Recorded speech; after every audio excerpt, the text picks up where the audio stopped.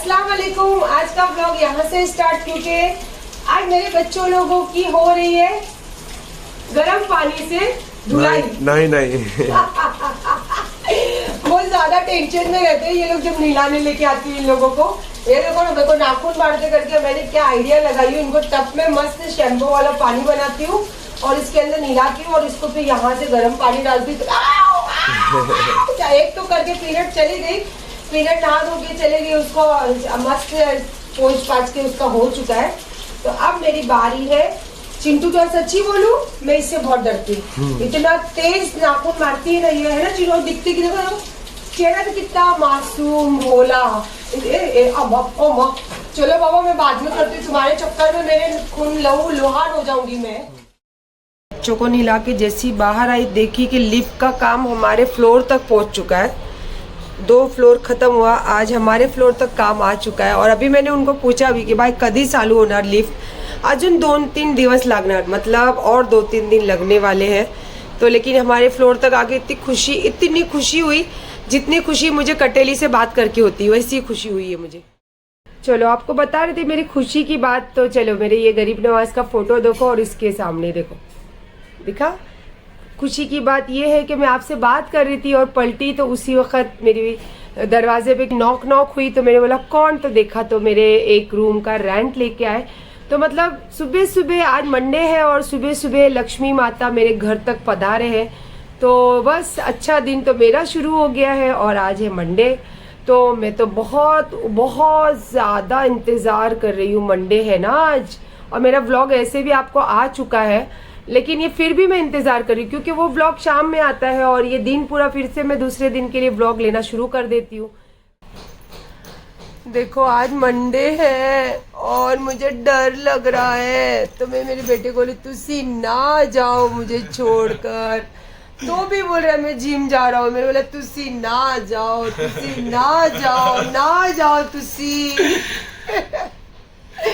मैं बहुत डरी भी हूँ, मुझे डर लग रहा है। तुसी ना जाओ प्लीज, तुसी ना जाओ। जा रहे हो तुसी? लैपटॉप पप्पा आएंगे बंद करने।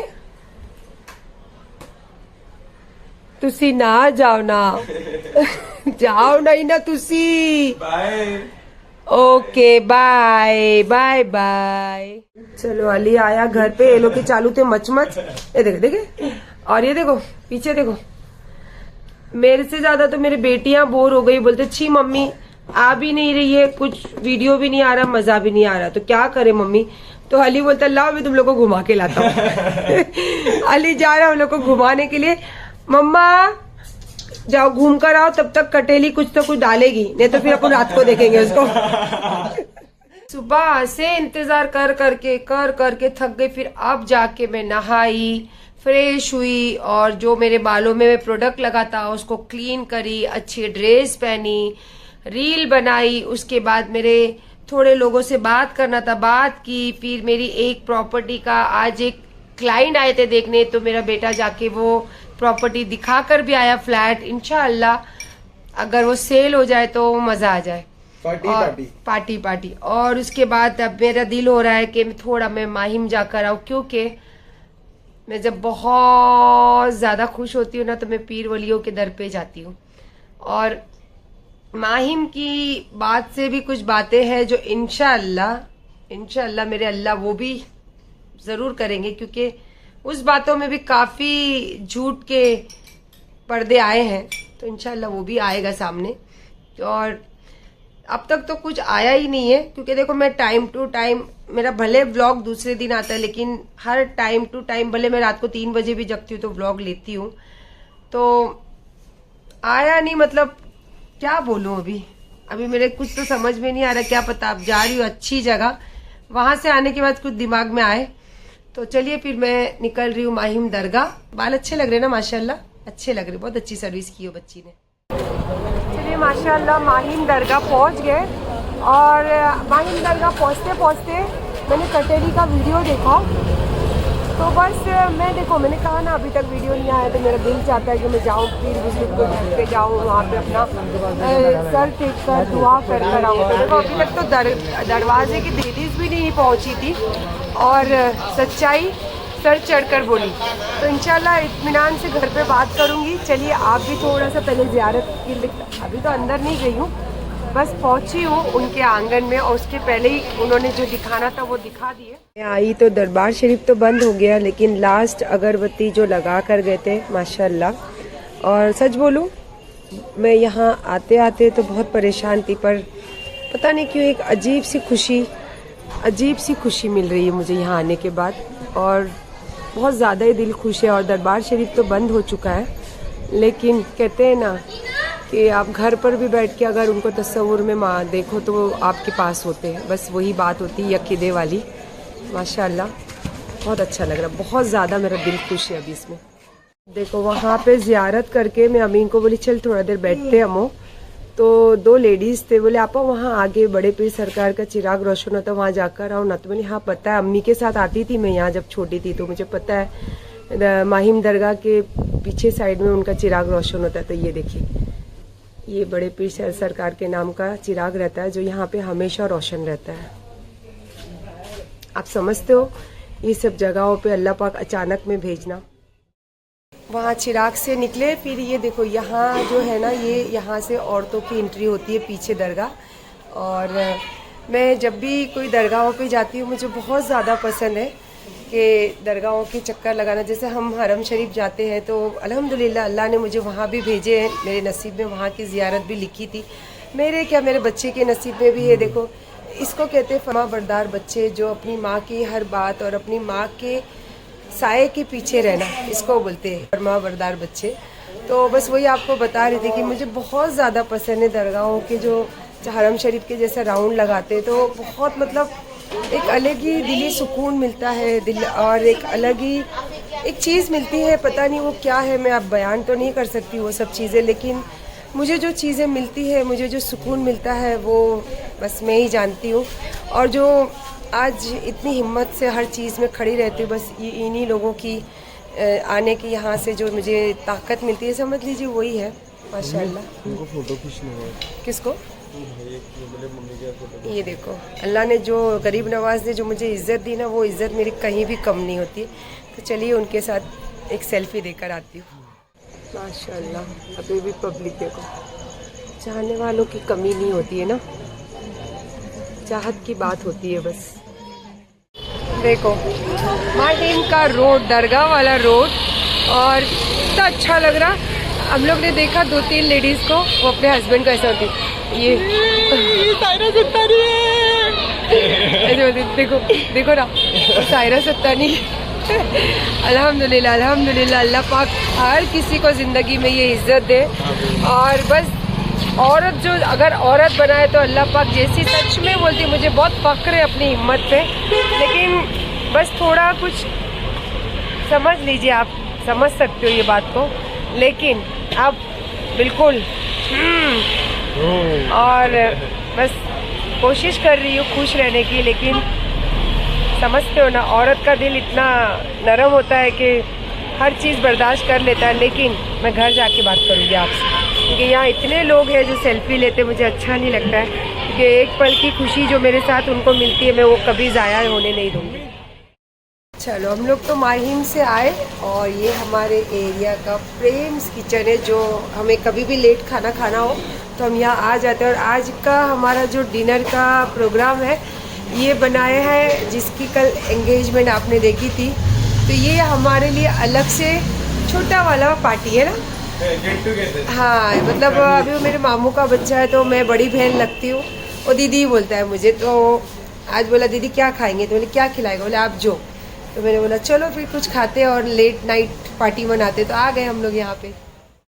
तो रेस्टोरेंट में खाना खाने आके भी ये सैलड खा रहा है, देखो डाइट इज नेसेसरी एवरीवेयर, है ना। हाँ बबलू भाई भी सैलड खा रहे, उसको शादी करने का पतला होके, और अली भाई भी टेस्ट कर रहे।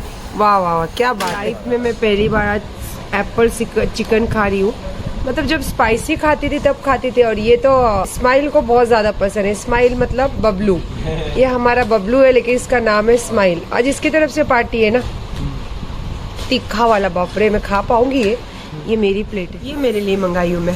Spring roll, chicken spring roll, क्या मस्त है नहीं है। हम ले सकते हैं ना अपने किचन चैनल पे कभी कुछ दिखाना रहे। स्नैक्स तो अच्छा लग रहा है ना ये बहुत।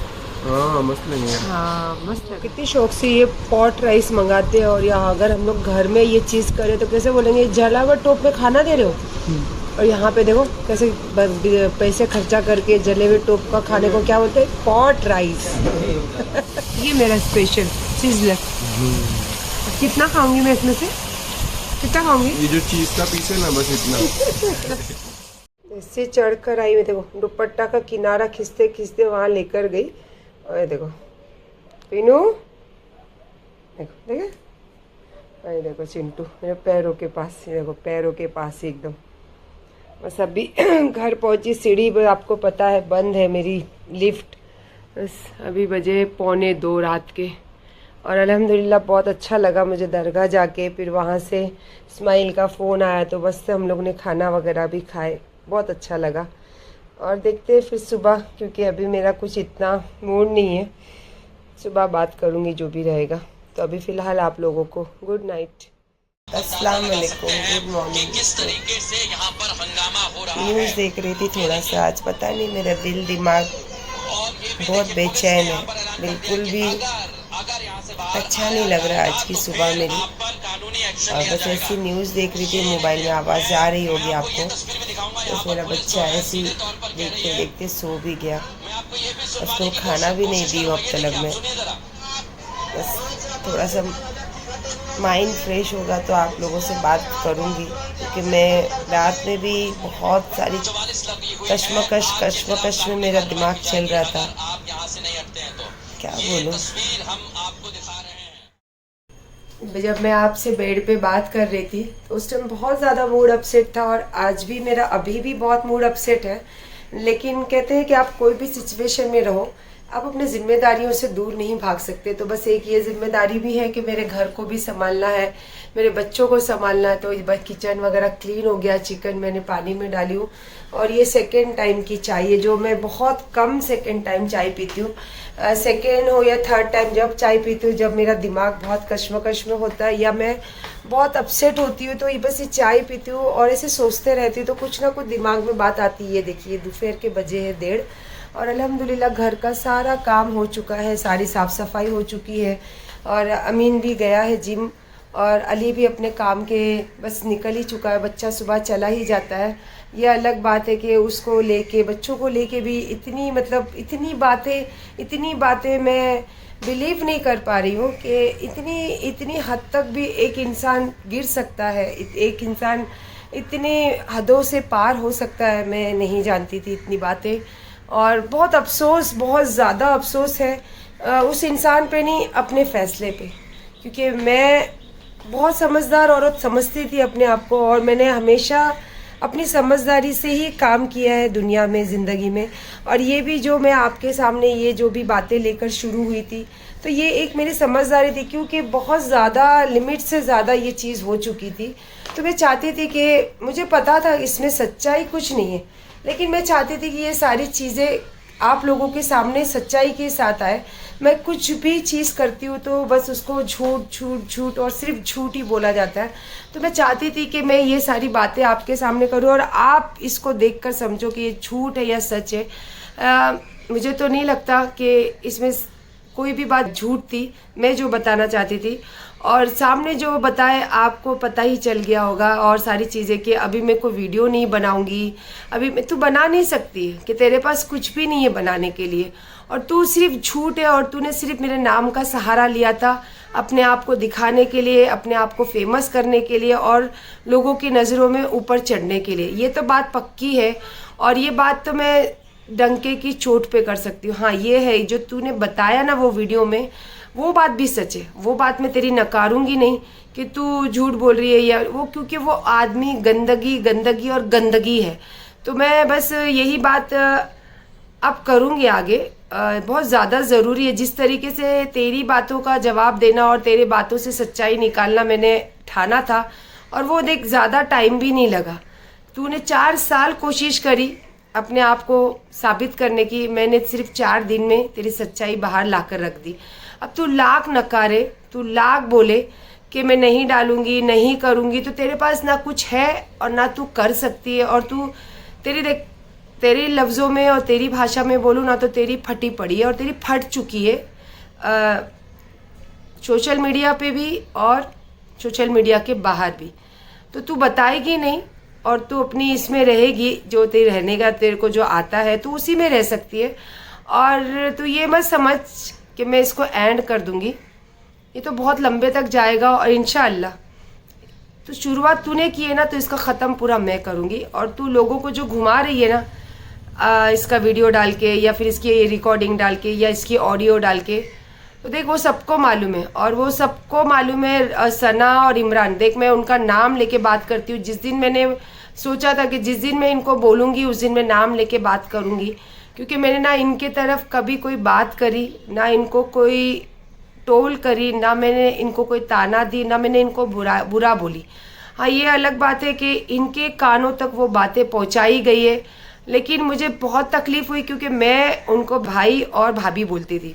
और उन्होंने भी अपने वीडियो में रात को लाइव शेयर किया है कि हाँ भाई भाभी बोलते थे, 1-1 घंटा बात करते थे। ये सच बात है कि मैं बात करती थी, और मेरी जब भी मुझे कहीं ज़रूरत पड़ी, कुछ पेपर की बात हो, कुछ इन्फॉर्मेशन की बात हो, तो उन्होंने मुझे हमेशा हेल्प किया। तो ये मेरे दिमाग में, मैं बहुत अलग औरत हूँ। मुझे किसी ने अगर एक बार मदद की या मुझे किसी ने एक बार संभाला तो मैं ज़िंदगी भर उनका एहसान कभी नहीं भूलती हूँ।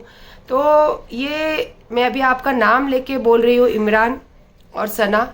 मैंने ना आपको कभी कुछ बोला, ना मैंने आपके तरफ कोई इशारा किया, ना मैंने आपका नाम लेके कभी कहीं पे बात की।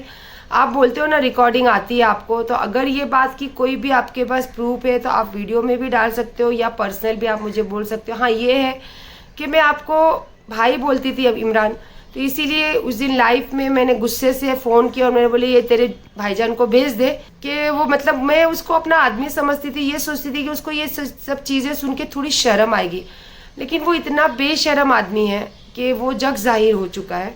और आप सोचो, आप तो गैर हो और आपको साथ में उसने ये किया, तो आपको इतनी तकलीफ़ हो रही, तो आप आए दिन उसके लिए बोलते हो। तो मेरे साथ में इस आदमी ने किस हद की लिमिट पार किया होगा, बस ये समझने की बात थी। और अगर आप मुझे बहन बोलते तो आप ये समझते, लेकिन आप लोगों ने भी नहीं समझा ये बात को।